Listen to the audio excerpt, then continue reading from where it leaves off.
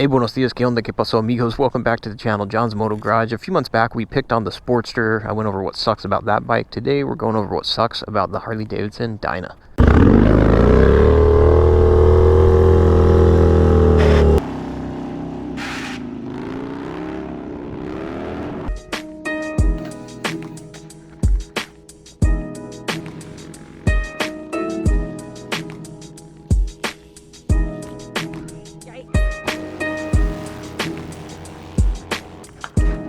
Alright, now for the record, I am obviously a big fan of these bikes. I own two of them, and I paid top dollar for both. In fact, I paid an embarrassingly high amount of money for this bike here. Stay tuned to the end and I'll go over how much I paid for it. It's crazy.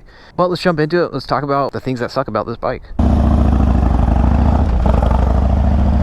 Now, as always, these are just my opinions, and every bike has good and bad about it, you know, but no matter what, when I do these videos, I have somebody getting super angry at me. Like, dude, how dare you talk trash about my beloved motorcycle?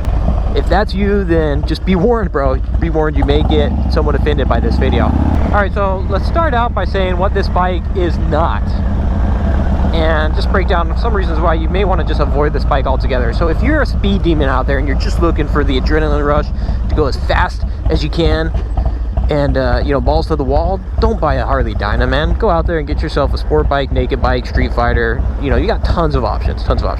If you're out there and you're just looking for performance and handling,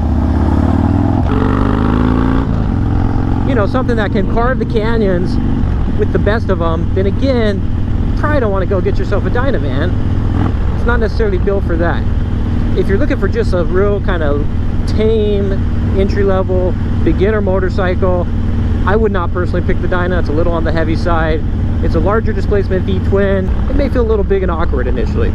If you're just looking for something that's kind of on the cheaper side, but you want like a ton of, you know, power out of your V-twin, don't get the Dyna, man. It's not the best bang for your buck in terms of like performance, power, and numbers out of a V-twin. You can get yourself, you know, a Yamaha Roadliner 1900cc V-twin for probably less than what you're going to pay on a Harley Davidson Dyna 88 cubic inch like the one I'm sitting on here. So we got that out of the way. For certain people, the Dyna is just not the right bike for you. So now let's say you have decided you want the Dyna, like me. I bought the bike. There are some things that suck about it that you're going to encounter, and that's just the name of the game. It happens. If you're looking at your later model Dynas, up to I think 2004, or no, maybe 2005, you're going to be dealing with the carburetors. Some people love it, some people hate it, but they are a little bit cold-blooded, so that's something to be aware of. Newer than that, you've got fuel injection, so a little bit easier in that regard. Number one thing is these bikes are expensive, and they're not just like, you know, Harley Davidson premium brand expensive, but they don't even make them anymore, so you're going to be buying them used, and the prices are just outrageous, man. People are asking an arm and a leg for these bikes. If you go with the older ones, 2000 to, you know, 2005 and 6, you're still going to be looking at $4,000 to $7,000 if you're lucky to find one with relatively low miles. And if you're looking at new ones, you know, 2015, 16, 17, you're going to be looking at like 10,000 plus, man. It's an expensive motorcycle, and for that dollar price, you really don't get a lot, especially with your bone stock Dyna. The handling is kind of subpar, you know, suspension's not awesome. Stock suspension on these, in fact, is pretty much garbage. That's one of the first things you're going to want to upgrade, and we'll talk about those upgrades. You're not going to get any of those creature comforts that people like nowadays. Personally, I don't, but ABS you can get on some of them, but it doesn't come standard. You're not going to get all this crazy digital dash and like GPS and radio built in. None of that. You're not going to have heated grips or heated butt or TPMS sensors. Did I say heated butt? You know what I mean, heated seat. You're not necessarily going to get all that stuff on your standard Dyna, but you are paying a lot of money for it. You are. And in addition to that, most people, when they get the Dyna, they're not happy with just your stock Dyna. There's a lot of things you're going to want to upgrade. And suspension, seats, exhaust, suspension front and rear, if I didn't mention that, motor mounts, all that stuff adds up super fast. A lot of people upgrade the bars. There's just so much you can do on these Dynas. So before you know it, you spend, you know, 10, 12,000 bucks on the bike, and then you've dropped another 5,000 bucks into it. You've got like 20,000 bucks tied up in this Harley Davidson Dyna. You get the idea though. These things aren't necessarily cheap. And then let's talk performance now. Performance, if you stack it up, you know, compared to your comparable V-twin, they're about subpar. if you look at your performance V-twins, like your Suzuki Boulevard M109R, VTX 1800, Yamaha Roadstar Warrior 1700, some of the victories, if you stack it up to those, some of the competition starts to edge it out a little bit. Again, going to the expense side of things, you can get these things built, you know, get stage 1, 2, 3 upgrades or whatever, do a Screaming Eagle, all that, upgraded cams. But again, you're just dumping more and more money into it. If you're just looking for speed and performance, there's a lot of other way more inexpensive options to go with. But the number one thing, here's the number one thing that I would almost say I hate about the Dyna, and that is the Dyna notorious speed wobble. That's right, the speed wobble. And I have experienced it. Woo! I don't know all the like ins and outs of it. I do know that's legit. But the way the frame is on these and the way the engine's mounted to the rear swing arm or something like that, basically if you're hitting corners and going real crazy fast, then the bike starts to kind of sway like so. Almost like you're doing the hula dance, you know? And it happened to me on the most expensive Dyna I ever purchased, a Lowrider S. I was on my way back from Austin where I flew out to purchase the bike, and I'm hitting the corner, going super fast, like 2 miles away from my house, almost home after riding over 1,000 miles in under 24 hours. And I started to get that little speed wobble, dude, and it freaked me out, man, freaked me out. And it's a known issue with the Dynas, and people will dump a ton of money into resolving it or getting it fixed. They'll do upgraded motor mounts, they'll do a steering stabilizer. I knew a dude who went all the way to Utah from like Texas to get the Dyna laser, you know, get the engine like laser aligned or something wild like that.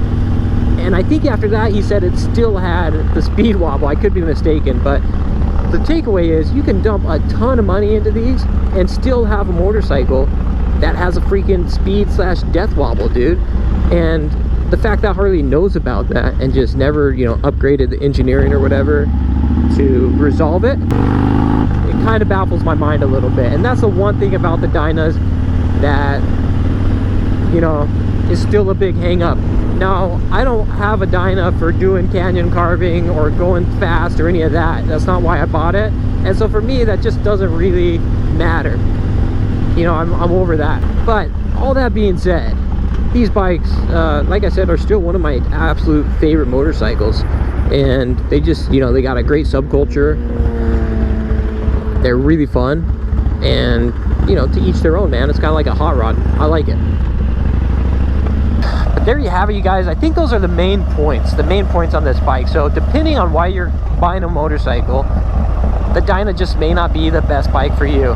And if you do decide the Dyna is the best bike for you, just know that you're probably going to dump a lot of money into upgrades, and there is a potential that your bike will have that Dyna death wobble, and there may not be a resolution, man. There may not be a fix for it, despite all the money you put into it. And man, did I mention, this is like the hardest bike to get up on one wheel.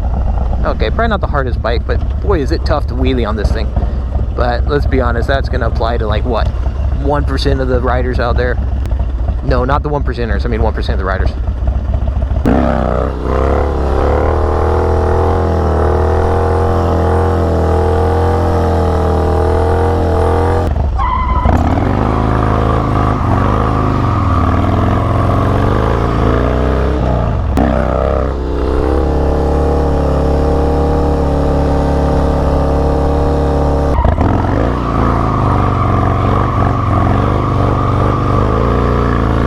Enough of that. I said I would go over how much I paid for this motorcycle because I paid an embarrassingly large amount of money. The bike cost me now $9,000. That's for a 2000 Dyna fxdx. That's a 20-year-old motorcycle. That's a 20-year-old motorcycle with 52,000 miles on it. That is absolutely, even saying it out loud, absurd to me, bro. It's absurd. After that, I went and I dumped another $2,500 in it just to get some extra crash protection and a few bits and pieces I needed to have it set up for the riding that I like to do. So yeah, I wasn't joking when I said this is not a, you know, it's an expensive hobby, man. It can definitely be an expensive hobby.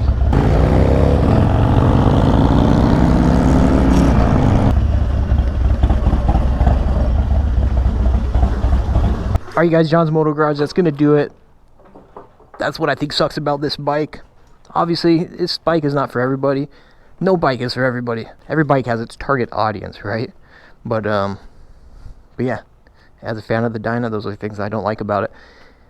Like and subscribe if you guys dig the content. I want to see if we can get 1,000 likes on this video. See if that helps boost up, you know, things with the YouTube. I appreciate the support, you guys. Let me know below, what do you hate about the Harley Dyna? And or would you buy one yourself? We'll catch you guys on the next one. Adios, nos vemos.